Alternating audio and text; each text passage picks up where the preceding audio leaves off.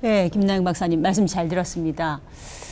그 말씀 들어보니 육아휴직이 직장인들이 아기 키우는 데는 제일 중요하고 좋은 제도인데 지금 아직 그 충분히 다 못 쓰고 있고 또 못 쓰는 정도가 이게 직장에 따라 굉장히 차이가 많이 난다 이런 말씀 주신 것 같습니다. 그 얘기 좀 자세히 하기로 하고 우선 지금 우리나라 육아휴직 제도 개요.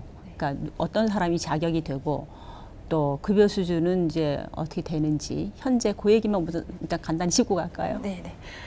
육아휴직 제도는 현재 남녀고용평등법 제17조에 근거해서 만 8세 이하 또는 초등학교 2학년 이하 자녀를 양육하고 있는 가구에 대해서 이제 그 가구들이 육아휴직을 신청하게 되면은 사업주는 반드시 이를 허용하게 되어 있습니다. 그래서 그때 이 육아휴직 기간은 1년 이내로 정하고 있고요. 그리고 지금 현재로는 통상임금 기준의 첫 3달은 80% 그리고 그 이후에는 40% 수준이고 상한액은 각각 100만 원, 120만 원으로 지금 정해져 있는 상황입니다.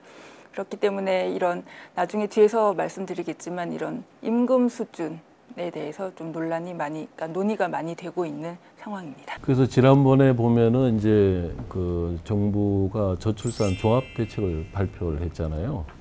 그래서 문재인 정부 들어서 저출산 문제에 대해서 굉장히 심각하게 대책을 세우고 있는데 그런 종합 대책에서도 육아 휴직 제도나 이런 대책이 변화가 있었던 것 같은데 혹시 소개해 줄 만한 거 있어요? 과거에는 사실 그런 비판이 많았습니다. 그러니까 출산율을 높이기 위해서 정책들을 마련하다 보니까 여성이 출산의 어떤 수단으로만 이용되느냐 하는 비판들이 굉장히 많았는데 그런 비판들을 조금 더 개선하기 위해서 다만 이제 여성 경제 활동률이 높아지기 때문에 이런 부분들을 굉장히 포괄적으로 거시적으로 관점을 가져가기 시작했고 그렇기 때문에 경력 단절을 해소한다든지 하는 부분들까지 연계를 해서 조금 정책들을 개선해 나가고자 노력을 하고 있습니다. 그 1년 안에 제도가 엄청 바뀌고 있는 셈인데 네, 실제 사용자들은 어떻게 어떤 내용인지 알지도 못하고 그렇습니다. 지나가는 경우가 많겠네요. 사실 바뀌는 것들이 지금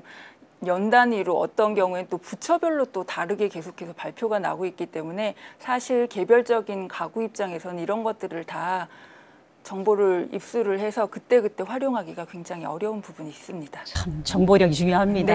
그 남성 휴직을 올리기 위해서 아빠의 달 대신에 육아휴직 급여 수준을 세컨드 두 번째 쓰는 휴직자에게는 또 상향을 하는 내용도 포함이 됐죠. 네. 아빠 보너스제라고 해서 그 부분에도 상한액을 올리고 지금 제가 앞서서 지적했던 것처럼 남성의 육아휴직이 굉장히 좀 차이가 엄청 많이 나고 있기 때문에 그 부분들을 활용화시키기 위해서 상한액을 올리는 그런 부분들이 있습니다. 그러니까 두 번째 대주주로 이제 아빠들이 두 번째라고 가정하면 두 번째 쓰는 부분은 3개월에 200만 원까지 상한을 올리는 걸로. 그렇습니다.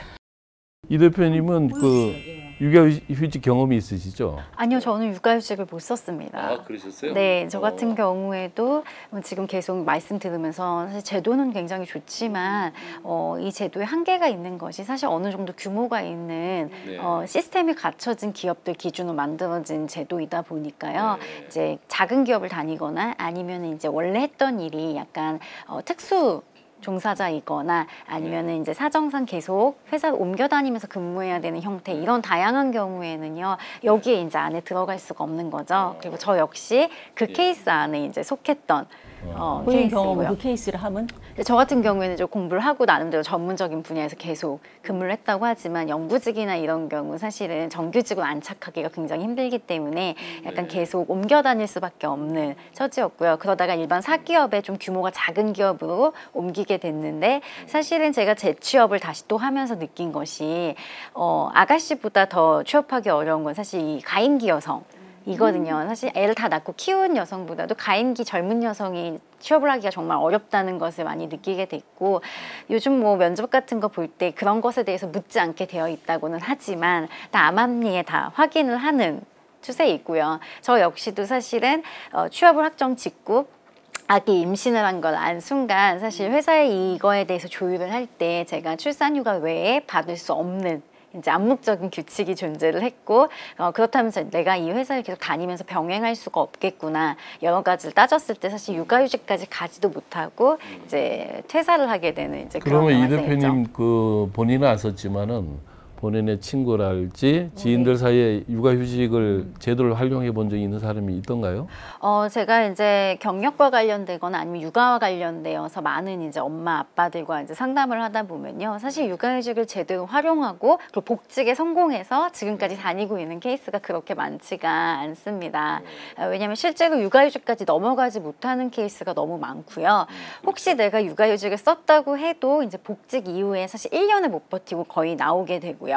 어떻게 버텼다고 해도 초등학교 1학년 직전 기점에서 다시 한번 다 무너지는 구조가 되기 때문에 계속 직장을 복직 이후에 다닌다. 이제 사실 좀 꿈만 같은 현실적으로 전혀 와닿지 않는 그런 현실인 것 같습니다.